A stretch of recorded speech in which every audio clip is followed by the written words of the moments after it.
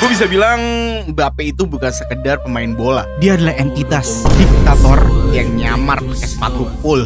Umur 11 tahun, ibunya bawa dia ke trial ke Chelsea, tapi ditolak. Emaknya ngamuk dan ngancam scout Chelsea. Beli anak gue sekarang atau 5 tahun lagi lu harus bawa 50 juta euro buat nebus dia. Chelsea ngetawain ancaman itu. 5 tahun kemudian, harga pasar anak ini beneran tembus angka segitu. Dan Florentino Perez udah ngeproyeksiin bocah ini jadi mega bintang. Umur 14 tahun, Zidane literally turun tangan untuk ajak dia ke Bernabeu. Nah, ortunya ini sadar banget anaknya adalah proyek bisnis raksasa. Dia sampai disuruh les bahasa Spanyol dari bocil karena mereka tahu di ruang ganti Madrid nanti bahasa adalah alat politik terkuat. Hari ini gue bakalan cetak gol pakai Mbappe dari awal karirnya di FIFA 17 sampai jadi Galactico di ERC 26. Dan langsung aja kita masuk ke game pertama. Dan untuk Mbappe overall di sini 71 di umurnya yang ke-17 tahun. Masih ada lotinnya coy. Tapi sebelum itu untuk difficulty kita pindahin dulu ke profesional. Di musim ini pas Mbappe masih bocah dan ngebawa Monaco nembus final UCL, Real Madrid datang bawa duit 180 juta euro. Wapres Monaco udah jabat tangan sama Perez. Tapi plot twistnya Mbappe nolak mentah-mentah pinangan klub impiannya. Faktanya ini bukan soal cinta tanah air, tapi murni hitungan bisnis. Keluarganya tahu di Madrid dia mungkin akan jadi bayang-bayang TV BBC doang. Dan biar media cuma fokus ke keajaiban kakinya, bapaknya ngeluarin aturan dilarang potong rambut aneh-aneh. Wajib botak atau enggak cepak aja. Gak ada ceritanya aset triliunan ini kena star syndrome kepagian. Oke, seperti biasa di match-match awal kita harus ngegolin aja ya. Pemanasan dulu coy. Mana Mbappe? Anjir ini Mbappe cuk, beda banget anjay. Kayak bukan Mbappe anjir. Sumpah ini bukan Mbappe anjing. Masuk Mbappe. Masuk Mbappe. Au! Fabinho ngapain dia? Dihalang anjing. Wah, Mbaps. Astaga, dihalang mulu sama temen-temennya, ngapa dia? Mbaps. Nice banget. Build up, bro. Holy lagi, cuy. Oke, kita masuk di game selanjutnya di FIFA 18. Dan untuk overall Mbappe di sini naik 12 angka dari 71 ke 83 di umurnya yang ke-18. Gila men. Ini adalah tahun dimana PSG resmi ngeludahin muka UEFA. Gini, PSG baru aja bakar duit buat Neymar. Jadi secara aturan financial fair play, mereka haram beli bintang lagi. Tapi demi ngebawa sang Golden Boy 2017, PSG main licik sistem pinjaman palsu dengan kewajiban beli tahun depan dengan harga 180 juta. Nah, walau masuk sebagai aset triliunan, di ruang ganti dia tuh jatuhnya masih anak bawang. Dan faktanya pas dia ulang tahun ke-19, Thiago Silva ngasih dia kado kotak Dior mewah. Pas dibuka dengan senyum bangga, isinya ternyata topeng plastik kura-kura ninja. Di momen kado inilah julukan Donatello resmi melekat secara global. Tapi sang anak bawang ini membuktikan ke dunia kalau dia bukan sekedar anak bawang. Di akhir musim dia bawa Prancis juara Pildon dan nyetak gol di final. Publik langsung sujud dan memujanya sebagai Pele yang baru. Agak lebay sih, karena menjadi bocah pencetak gol termuda di final Pildon. Faktanya keluarganya benci banget sama julukan ini, karena mereka murni lagi ngebangun nama Mbappe sebagai personalitinya sendiri. Dan di game selanjutnya gue bakal pakai spin wheel supaya lebih menantang. Di FIFA 18 kita harus golin apa? Awal-awal perfect hat-trick bos. Gue harus mencetak gol dengan kepala, kaki kanan, dan kaki kiri dengan 5 kali putar. Oke, nice Mbappe. Oh! Kaki kanan. Wih, mukanya udah sama nih coy. Oke, nice. Yap, kiri. Kaki kiri guys. Lopez. Nice banget. Oke, Mbaps. Tuh, aduh, kaki. Wah, itu kagak penalti anjing. Lemar.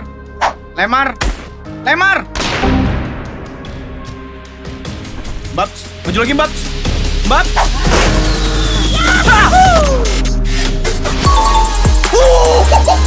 Let's go. Oke, kita masuk di game selanjutnya di FIFA 19. Dan untuk Mbappe di sini overallnya naik 4 angka jadi 87 di umurnya yang ke-19. Dengan status baru sayap kanan. Di musim 2018-2019 resmi lahirlah entitas KM7. Dia langsung ngekudeta nomor 7 di PSG setelah peninggalan Lucas Moura dan egonya makin gak ngotak. Pas dinobatin jadi pemain terbaik Ligue 1 di depan TV nasional dan disaksiin bos-bos PSG, dia terang-terangan nodong klubnya sendiri. Gue siap nerima tanggung jawab lebih di PSG atau di tempat lain dengan proyek baru. Faktanya ini murni ancaman darinya. Seakan-akan ngomong ke presiden PSG, jadiin gue raja di sini, naikin gaji gue atau gue cabut ke Madrid detik ini juga. Otaknya emang udah nyantol di Madrid. Buktinya di laga super krusial lawan Marseille, pelatih Tuchel ngamuk dan ngecadangin dia karena alasan gak disiplin. Fakta aslinya dari media lokal, dia telat meeting taktik murni karena asik mojok nonton El Clasico di HP-nya. Dan di FIFA 19, gue harus cetak gol apa? Volley goal, bro. Neymar mencari Mbappe ke tengah, Mbappe. Dar! Gokil juga refleksnya Subasic. Kenapa lah? Enggak. Oke, Neymar. Hup! Oke, nice, Neymar. Licik anjing. Oke, nice. Neymar. Boleh. Kaki kiri lagi. Weak footnya Mbappe, coy. Oke, kita masuk di game selanjutnya di FIFA 20. Gue masih pakai yang di versi Switch. Dan untuk Mbappe di sini overallnya jadi 89, naik 3 angka dari game yang sebelumnya di umur yang ke 20. 89. Overall 89 di umur 20. Gila, men. Masuk musim 2019-2020. Awal mula Covid, drama Mbappe pindah karena cyber. Rumornya ada yang ngebongkar kalau presiden PSG nyewa pasukan buzzer buat nyerang Mbappe di Twitter. Kenapa? Karena di musim ini dia jual mahal soal kontrak. Manajemen pakai trik culas untuk ngebully Mbappe pakai akun anonim. Nge-framing dia seakan-akan pengkhianat egois yang cuma mikirin dirinya sendiri. Murni buat ngehancurin mentalnya biar mau tekan kontrak baru lagi di PSG. Gila kan? Mbappe sempat ketemu rival masa depannya di Liga Champions, Erling Haaland. Buat lo yang nonton video Haaland gue sebelumnya, pasti ingat momen ini. Karena ngerasa Haaland kurang respect, Mbappe, Neymar, dan seisi skuad PSG kompak ngebungkam dia pakai selebrasi meditasi zen di tengah lapangan pas match kelar. Tapi ya, kualat itu nyata. Puncaknya PSG emang berhasil nembus final UCL pertama mereka di Lisboa. Tapi malah KO 1-0 lawan Bayern Munchen. Kita masuk di FIFA 20. Gua harus golin apa di FIFA 20? Chip goal. Aduh, grafik ini lagi, cuy. Grafiknya kayak PS2, cuy. Mbaps. Aduh, Mbaps. Nice. Gak usah dong. Nice. Wow!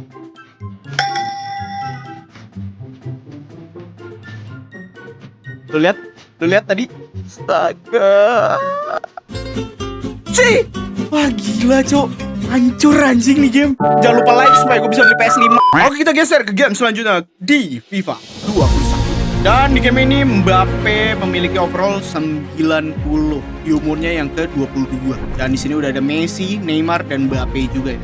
Musim ini adalah fase perang dingin.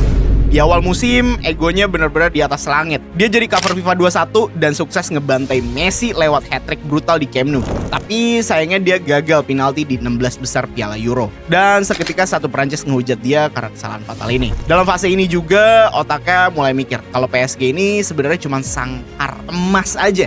Yang cuma bisa ngasih duit melimpah, tapi nol besar buat Ballon d'Or. Makanya dia nyiptain strategi buat hengkang ke Real Madrid. Salah satu strateginya adalah ngerilis komik autobiografi Je m'appelle Kylian, atau kalau misalkan di bahasa Inggrisin I'm Kylian. Ya itulah. Seakan-akan buat ngasih tahu orang-orang kalau pemindahannya ke Madrid nanti bukan karena duit, tapi karena takdir suci. Puncaknya Madrid bener-bener datang bawa koper 200 juta euro di akhir bursa transfer. Tapi PSG bener-bener nolak mentah-mentah. Perang dingin antara dua klub raksasa ini pun resmi dimulai di musim ini. Dan di game selanjutnya gue harus golin apa di FIFA 21? Oke, free kick boss. Fun fact-nya Mbappe gak pernah golin free kick sampai di era ini. Pas baru di Madrid aja dia golin free kick untuk pertama kalinya. See, overall buat free kick Mbappe cuma 63 coy. Bisa nggak dia? Tus. Cobaan kedua, Golazo. Bro. Aduh. Coba terakhir, Golazo.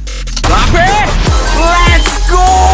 Kena gol. Ini boleh? Oh my god, ini coy. Oke, kita masuk di game selanjutnya di FIFA 22. Dan untuk game ini Mbappe overallnya 91, di umurnya yang ke-23 ya. Gila kan? Masuk ke akhir musim 2022. Ini bukan lagi soal bola, ini murni drama politik. Di Mei 2022 orang-orang udah yakin dia ke Madrid karena akhir musim ini dia habis kontrak sama PSG dan dirumorkan bakalan pergi gratis ke Real Madrid. Jargon TikTok menggema di Spanyol. Tapi plot twist gila terjadi. Dia seakan-akan menolak Real Madrid dan teken kontrak lagi sampai 3 tahun dengan kontrak gila plus gaji nggak ngotak. Mungkin lo pada berpikir dia nolak Madrid karena duit yang berlimpah di PSG. Gak men, gak sesimpel itu. Spekulasi gue, dia ditekan habis-habisan sama dua kekuatan dunia, Emir Qatar dan Presiden Prancis. Pasti terpojok cuy. Nah, karena terpaksa stay di PSG, meme diktator Mbappe pun resmi lahir ke dunia. Kontrak dia untuk stay di PSG itu gila coy. Dia bisa mencat orang di PSG sebagai pemain. Sebagai pemain bro. Salah satu korbannya ya direktur olahraga PSG yang udah lama di sana akhirnya digantikan sama ordalnya Mbappe. Dan kasus pemecatan Pochettino ini juga ada hubungannya dengan Mbappe. Ditambah, ini yang paling gong. Dia punya misi untuk menyingkirkan pemain-pemain Amerika Latin yang punya power besar di ruang ganti. Ini kayak main karir FIFA anjir. Dan berhubung dengan perpanjangan kontrak ini, gue yang sebagai Madridista kecewa, jujur. Tapi reaksi ruang ganti Madrid, Benzema langsung nge-story foto logo Madrid dengan telunjuk tangannya. Sementara Vini dan Valverde nge-tweet nguatin para Madridista. Nggak ada yang lebih besar dari klub logo ini. Dan semesta pun ngasih plot armor terbaik. Seminggu setelah pengkhianatan itu, Madrid juara UCL di Paris, di halaman rumahnya PSG sendiri. Oke, untuk FIFA 22 kita harus golin up. 5 kali skill dan gol. Berhubung skill move Mbappe juga 5, seharusnya ini gampang. Wop. Nah, pembukaan yang oke. Oke, Mbappe. Whoops. 1. 2. Dibuang. Oh, gue tahu triknya gini berarti. 1. Di luar box dulu. 3. Udah 3 ya, padahal masih 2 tuh. Korup aja. 1. 2. 3. 4. Sabar. Iya, diincer gua. Oh, wow. 1. Up. Sabar. Kalem. Oke, cari ruang dulu. Ngapa dia? 2. Wow, 3. 4. 5. Tadi 5 ya? 5 ya? Oh, 5 dah. Sabar. Nih gua nggak bisa nemu masuk ya. Susah banget masuk ya. Wow, set. Gila. Iya. Let's go. Oke, kita masuk di game selanjutnya di FIFA 23. Dan untuk Mbappe di game ini dia memiliki overall 91, gak beda jauh dari game-game yang sebelumnya ya. Dengan status dia yang striker di umurnya yang ke-24. Masuk ke musim 2022-2023. Ini adalah salah satu momen gila menurut gue. Karena jabatannya yang udah kelewat tinggi di PSG, dia sempat diasumsikan menyabotase para pemain-pemain Amerika Latin seperti Di Maria, Paredes, sampai Neymar. Murni biar dia jadi penguasa mutlak dan ngusir orang-orang lama ini. Setelah mencuat drama ini, timbul drama lagi. Foto dia lagi ngegendong model transgender dengan nama Ines Serrao di kapal pesiar tersebar luas. Sampai detik ini pun pihak dia bungkam soal berita ini. Dan puncaknya, semua drama itu meledak di pertengahan musim. Piala Dunia 2022, dia ngegendong Perancis sendirian dan nyetak hat-trick di final. Tapi sayangnya dia kalah dari Messi CS dan diolok-olok secara global sama kiper Argentina si Martinez pakai boneka bayi nangis. Oke, untuk FIFA 23, gue harus golin apa? Karate gol, bro. Oh.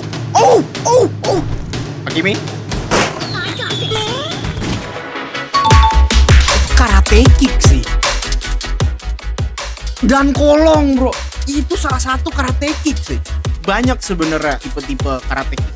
Cuman nih gue bisa bilang salah satu karate kick goal sih. Yaudah gue ambil yang ini aja. Oke, kita masuk di game selanjutnya di FC 24. Oke, untuk Mbappe di sini overallnya masih 91 cuy. Dan tinggal tersisa Mbappe aja dari Messi dan Neymar yang sudah cabut di musim ini. Musim ini adalah musim puncak akhir dari series diktatornya yang berakhir naas. Karena dia nggak mau perpanjang kontrak lagi, Presiden PSG pada saat itu nyoret dia dari tur pramusim ke Jepang dan buang dia ke Lelov, alias gudang rongsokannya PSG lah. Dia sempat ditawarin gaji 700 juta euro atau sekitar 11 triliunan lah setahun. Dan apa? Ditolak bro. Boro-boro negosiasi. Mbappe aja udah malas duluan nemuin perwakilan mereka di Prancis. Karena otaknya udah di Real Madrid, itulah alasan dia rela masuk ke ruang isolasinya PSG semusim lagi demi bisa join Real Madrid di akhir musim untuk mewujudkan mimpi masa kecilnya. Dan di FC 24 kita harus golin apa?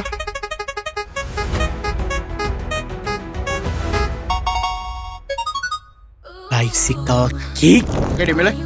Mbappe. Wow! Loh. Bro, jujur itu karate kick yang gue mau di FIFA 23 sebelum. Babs, masuk Babs. Das! Maksa. Dia milih. Nice. Ya. Gue mau salto. Ya, itu ya salto sih, tapi bukan Mbappe. Sumpah back-backnya pada salto-salto, strikernya pada kagak salto, kenapa ya?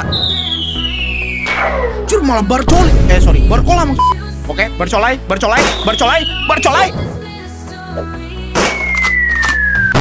Ini najis malah keluar cu. Sejam lebih gue nge-record, gak ada satupun yang kecetak bicycle kick. Dan setelah perjuangan yang lama dan mengulang game ini, akhirnya Mbappe melakukan ini. Ya itu akhirnya bro. Oke, kita masuk ke game selanjutnya di FC 25. Oke, untuk Mbappe di sini overallnya jadi 90. Di musim ini mimpinya terwujud. Mbappe datang sebagai Los Galacticos era baru. Media keluar Mbappe ke Madrid itu gratis. Cuman menurut gue secara legal ya emang PSG nggak dapat serupiah pun sih. Tapi Madrid tetap boncos hampir 200 juta euro. Murni buat uang pelicin masuk ke kantong Mbappe pribadi. Statusnya emang free agent, tapi duit pelicinnya yang bikin mahal menurut gua. Di musim pertamanya secara statistik dia emang gacor. Langsung sikat trofi El Pichichi. Jadi top skor Spanyol dengan total 44 gol di 59 match. Tapi buat tim sekelas Madrid ini musim yang amsyong parah. Mereka cuma dapat Super Cup doang. Dia dapat piala individu tapi Madrid kehilangan jiwanya. Apakah ini awal dari runtuhnya Galacticos jilid baru? Atau cuman waktu yang bisa jawab? Tapi yang jelas Madrid lagi gambling gede-gedean sama kura-kura ini. Dan di FC 25 gua harus golin apa? Oke, sombrero ya. Whoops. Bukan itu. Oke. Oh, nice. Pop. Nice. Yeah. Walaupun kena ya. Oke, kita masuk selanjutnya di FC 26.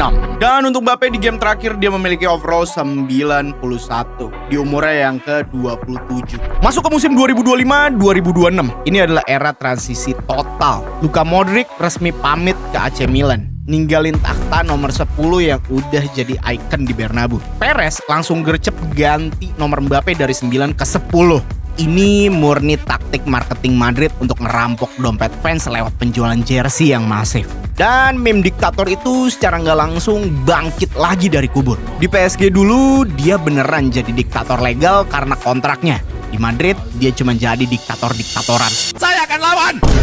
Gini, di sini dia nggak punya kekuasaan lebih karena Madrid sendiri punya identitas klub lebih besar daripada pemain. Sekelas Ronaldo dan Ramos aja ditendang pas banyak nuntut. Nah, pertanyaannya, kalau dia nggak punya kekuasaan lebih, kenapa meme diktator ini meledak? Sebenarnya ini pure sarkastik dari netizen di internet aja. Karena ngelihat dari gesture dia, gerak-gerik tubuhnya yang seakan-akan dia tuh terlihat angkuh dan bossy. Ini sedikit spekulasi liar gue sih. Sikap arogansi dia di lapangan itu bisa jadi bentuk insecurity dia. Dia tahu di musim pertamanya itu amsyong, dan di musim keduanya dia ngerasa terancam gagal lagi. Karena sekarang dia nggak bisa ngatur-ngatur sistem di Madrid, kayak mencat pelatih seenaknya, buang pemain seenaknya. Rasa frustasi ini meledak jadi arogansi ke rekan setimnya.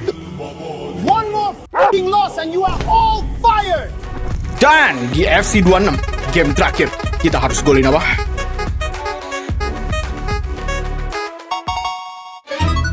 Game-game terakhir tuh kenapa dikasihnya susah-susah mulu? Udah Haaland juga susah kemarin. Guler. Wah, pelanggaran sih. Oke, Vini.